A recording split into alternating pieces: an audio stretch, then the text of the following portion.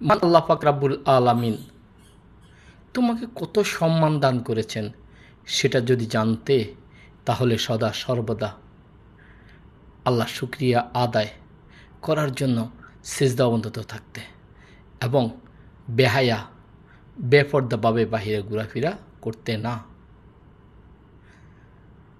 তুমি যখন মেয়ে, তখন আল্লাহ পাক রাব্বুল আলামিন তোমাকে রাহমত স্বরূপ প্রেরণ করেছেন। তুমি যখন বধূ, তখন তুমি নেয়ামত।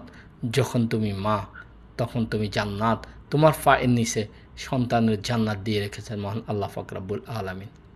আল্লাহ রাসূল সাল্লাল্লাহু আলাইহি সাল্লাম বলেন, কোনো ব্যক্তির যদি তিনটি মেয়ে সন্তান হয়, সে আমি রাসূলের সাথে জান্নাতে বসবাস করবে। এক সাহাবী বলছে, ইয়া রাসূলুল্লাহ, যদি দুইটি সন্তান হয়? বলছে তাও।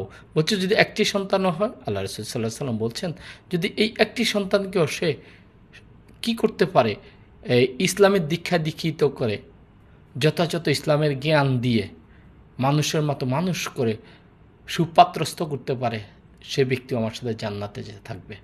সুবহানাল্লাহি ওয়া বিহামদিহি, সুবহানাল্লাহিল আযীম। এক সাহাবী জিজ্ঞেস করছে, ইয়া রাসূলুল্লাহ, আমার সম্মানের সবচেয়ে বেশি হকদার কে? বলছে তোমার মা, তারপর তোমার মা, তারপর তোমার মা, তারপর চতুর্থবার বললেন তোমার বাবা। সুবহানাল্লাহি ওয়া বিহামদিহি, সুবহানাল্লাহিল আযীম।